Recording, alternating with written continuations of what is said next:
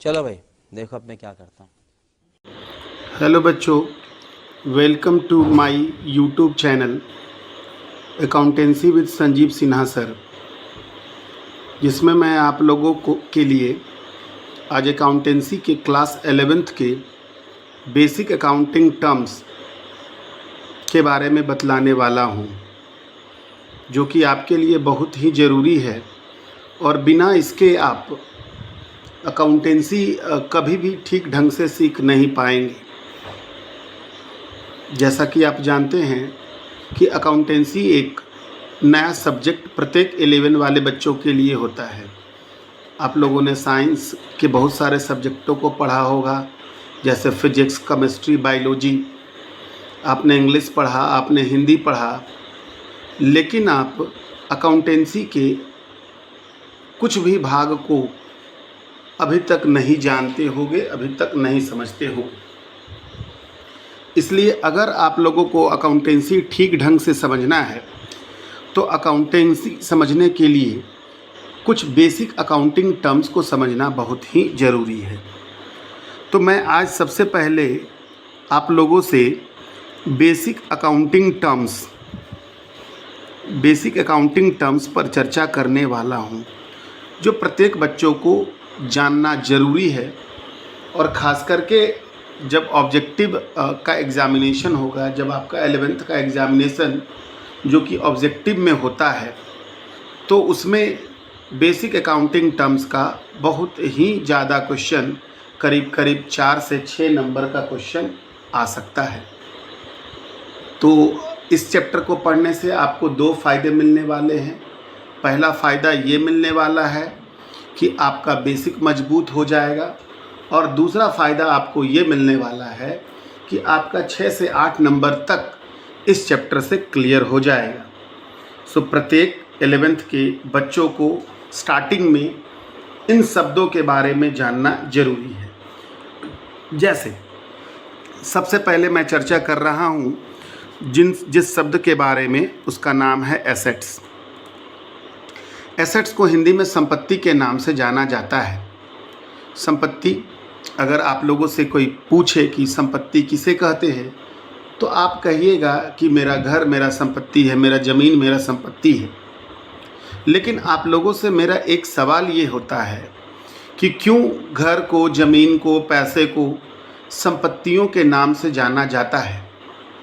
तो उसका जवाब होना चाहिए कि प्रत्येक वैसी वस्तु जो हमारे जीवन को चलाने में सहायक होती है तथा जिसे मुद्रा में बदला जा सकता है, वो हमारे लिए संपत्ति कहलाती है।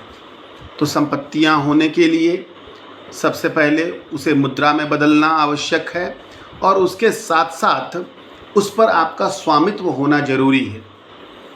तो ठीक उसी प्रकार से किसी भी व्यवसाय की संपत्ति, किसी भी बिजनेस की संपत्ति क्या कहलाएगी?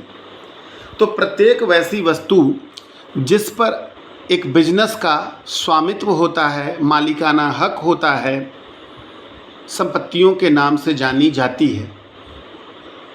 संपत्तियां 2 प्रकार की, सबसे पहले संपत्तियों को मुख्य रूप से 2 भागों में बांटा गया है। पहला नॉन करेंट एसेट्स,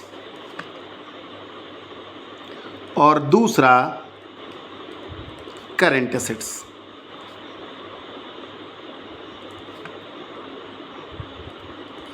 तो सवाल है कि नॉन करेंट एसेट्स सर किसे कहते हैं और करेंट एसेट्स किसे कहते हैं? तो नॉन करेंट एसेट्स वैसे एसेट्स को कहते हैं जो बिजनेस में लंबे समय तक के लिए रहती हैं, यानी मोर देन 1 ईयर्स। जैसे कि मैं यहाँ लिख देता हूँ, मोर देन 1 ईयर, मतलब वैसी संपत्तियाँ जो हमारे व्यवसाय में लंबे समय तक के लिए रहती हैं, वैसी संपत्तियों को नॉन करेंट एसेट्स के नाम से जाना जाता है। अगर इसका एग्जाम्पल दिया जाए, for example land, building, plant and machinery, furniture, etc। तो तो ये सारे एग्जाम्पल जो हैं वो नन करेंट एसेट्स के होते हैं। तो अब थोड़ा सा मैं इसे काटता हूँ। नन करेंट एसेट्स को पुनः दो भागों में बांटा जाता है, टेंजिबल एसेट्स और इनटेंजिबल एसेट्स।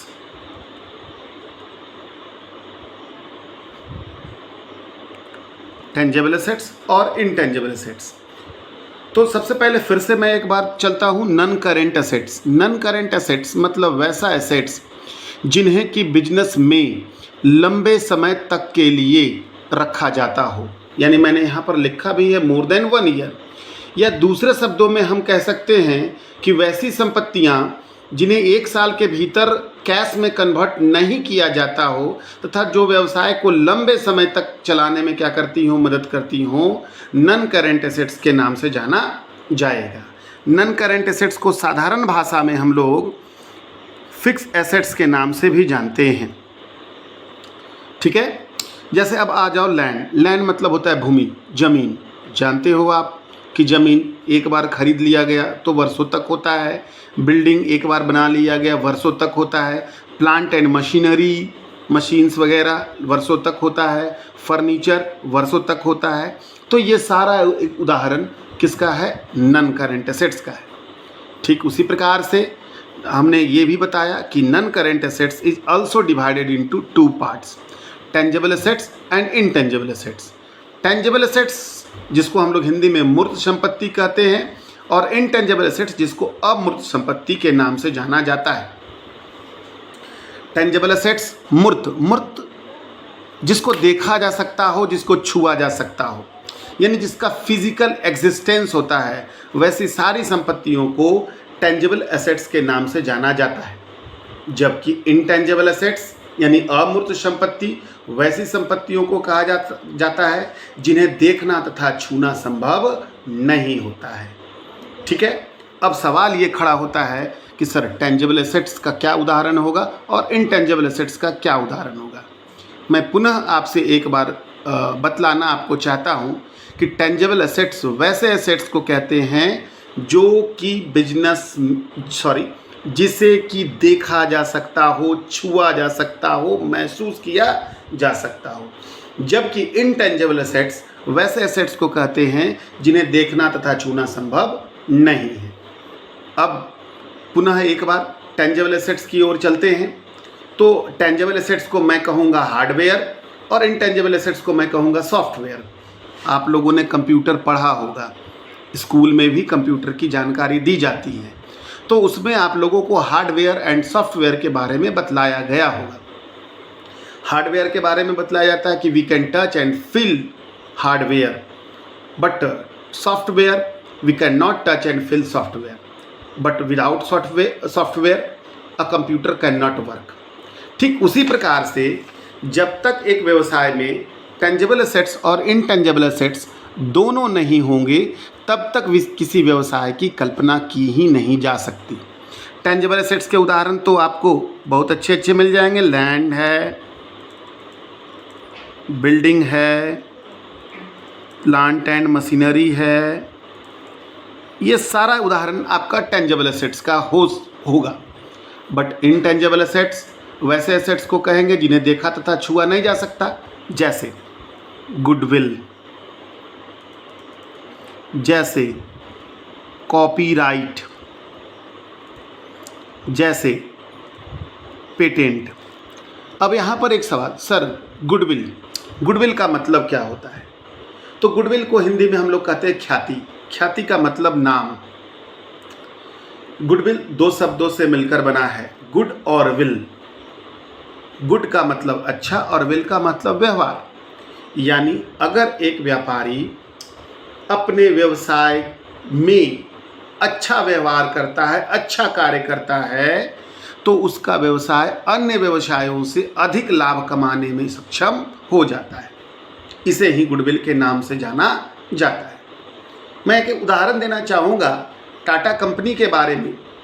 आप लोग सब लोग कहीं ना कहीं टाटा कंपनी के वस्तुओं का यूज़ ज़रूर करते होंगे, और टाटा के द्वारा बनाई गई प्रोडक्ट को हम लोग एक ही बार में बिना कुछ सोचे समझे यूज़ करना स्टार्ट कर देते हैं, क्योंकि टाटा के बारे में हमारे मन में ये ख्याल आता है कि टाटा कभी भी खराब वस्तुओं का निर्माण नहीं करती।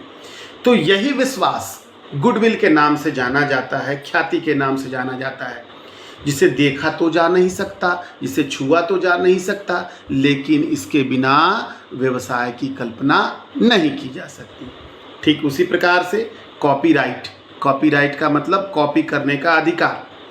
कॉपी करने का अधिकार, जैसे कि आप लोग बुक्स अलग अलग बुक पढ़ोगे, अकाउंटेंसी में doctor S K. Singh, DK. Goyal वगैरह वगैरह। तो बुक तो लिखा है एस.के. सिंह ने, लेकिन उस बुक को छापने वाली कोई अलग कंपनियां होती हैं, तो उन कंपनियों के द्वारा अधिकार खरीदा जाता है, कॉपी करने का अधिकार खरीदा जाता है, और इस अधिकार को देखना तथा छूना संभव नहीं है, परंतु इस अधिकार के बिना बिजनेस को चलाना भी संभव नहीं है। इस अधिकार के लिए कंपनी को पैसे खर्च करने पड़ते हैं। यानी ये भी एक इंटेंजिबल एसेट्स का बहुत बड़ा उदाहरण है। ठीक उसी प्रकार से पेटेंट जब किसी नई चीज़ का हम निर्माण करते हैं, किसी नई चीज़ का आविष्कार करते हैं, तो उस नई चीज़ों को हम सरकार के पास रजिस्टर्ड करवा लेते हैं ताकि वो हमारे नाम से चली जाएं। तो इस प्रकार से ये भी हमारे लिए क्या बन जाती है, संपत्तियां बन जाती हैं, संपत्ति बन जाती है, परंतु इनको भी देखना तथा छूना संभव नहीं है। तो अब आप लोगों ने समझा, क्या समझा कि नॉन करेंट एसेट्स दो भागों में बटा, tangible assets and intangible assets. चलिए अब हम लोग चलते हैं करेंट एसेट्स के बारे में।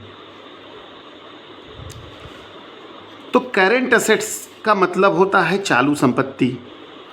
चालू संपत्ति वैसी संपत्तियों को कहते हैं, चालू संपत्ति वैसी संपत्तियों को कहते हैं जिन्हें एक साल के भीतर लेस देन 1 ईयर मतलब एक साल के भीतर कैश में कन्वर्ट कर दिया जाता है। यानी जो व्यवसाय में आती हैं, जाती हैं, आती हैं, फिर जाती हैं, वैसी संपत्तियों को करेंट एसेट्स के नाम से जाना जाता है। फॉर एग्ज़ाम्पल, अगर करेंट एसेट्स का एग्ज़ाम्पल मैं दूं तो for example cash in hand का मतलब जो हमारे पास मौजूद है। कैश एट बैंक में जो रुपया मौजूद है। स्टॉक का मतलब जिस वस्तु का हम व्यापार कर रहे हैं। डेटर, अभी आप डेटर के बारे में नहीं समझोगे क्योंकि मैं आगे इसको बताने वाला हूँ। डेटर का मतलब होता है देनदार, जिसको मैंने उधार माल बेचा है। This are the some example of current assets. आज मेरा पहला क्लास है और मैं इसलिए कोशिश कर रहा हूँ कि आप लोगों को बेसिक की बेहतर से बेहतर जानकारी दी जाए, क्योंकि अगर आपका बेसिक मजबूत हो जाएगा तो आगे मैं आपको अकाउंटेंसी इस प्रकार से सिखाऊंगा जिसमें कि याद करने की कोई चर्चा ही नहीं आएगी, केवल समझना ही आएगा। और अगर आप चीज़ों को समझ जाते हो तो आप किसी भी स्थिति और परिस्थिति में आप कभी भी क्वेश्चंस को गलत सॉल्व नहीं करोगे, और अगर आप कहीं फंस भी जाओगे तो आप अपने खुद के पावर से, खुद के नॉलेज के पावर से आप उसको बेहतर करने में सक्षम हो जाओगे। तो चलिए, तो आप लोगों ने क्या समझा करेंट एसेट्स। तो करेंट एसेट्स किसको कहते हैं? तो करेंट एसेट्स वैसे एसेट्स को कहते हैं जिन्हें कि एक साल के भीतर कैश में कन्वर्ट कर दिया जाता हो या कैश में कन्वर्ट हो जाती हो। For example cash in hand. तो कैश इन हैंड क्या है? आता है, जाता है, कैश आता है, जाता है। कैश एट बैंक में रुपया जमा किए, निकाले, जमा किए, निकाले। स्टॉक का मतलब जिस वस्तु का मैं व्यापार कर रहा हूँ, हमारा व्यापार जिस वस्तु का किया जा रहा है। तो आज मैंने माल खरीदा, फिर बेचा, फिर खरीदा, फिर बेचा, ये चलता रहता है। ठीक उसी प्रकार से डेटर का मतलब देनदार का मतलब देनदार का मतलब जिसको हमने उधार माल बेचा, तो आज मैंने उधार माल बेचा, फिर उससे पैसा प्राप्त हुआ, फिर मैंने उधार माल बेचा, फिर पैसा प्राप्त हुआ, तो ये आता और जाता रहता है। खैर, करेंट एसेट्स के अंदर में एक और एसेट्स आ जाता है जिसका नाम हो जाता है लिक्विड एसेट्स। लिक्विड एसेट्स को तरल संपत्ति के नाम से जाना जाता है। तरल संपत्ति वैसी संपत्ति को कहते हैं, तरल संपत्ति वैसे संपत्ति को कहते हैं जिन्हें कभी भी तुरंत कैश में कन्वर्ट किया जा सकता हो। तो ये जितना भी आप लोगों ने करेंट एसेट्स देखा, उसमें से स्टॉक को छोड़ करके बाकी जितनी भी संपत्तियां हैं वो सारी संपत्तियां लिक्विड एसेट्स के नाम से जानी जाती है। तो अब सवाल उठता है कि सर स्टॉक को क्यों लिक्विड एसेट्स नहीं कहा जा सकता? तो स्टॉक को लिक्विड एसेट्स इसलिए नहीं कहा जा सकता क्योंकि स्टॉक को तुरंत जब चाहो तब कैश में कन्वर्ट करना संभव नहीं होता। इसीलिए लिक्विड एसेट्स वैसे एसेट्स को कहते हैं जिन्हें तुरंत कैश में कन्वर्ट किया जा सकता हो। तो आज मैंने आप लोगों को अभी समझाया एसेट्स के बारे में और एसेट्स के टाइप्स के बारे में। आशा करते हैं कि आप लोगों ने इसको समझा होगा। और केवल एसेट्स की बात करें तो एसेट्स से भी हमारा 1 से 2 क्वेश्चन ज़रूर आ सकता है, इसलिए इसको ठीक ढंग से आप समझ लें। Thank you.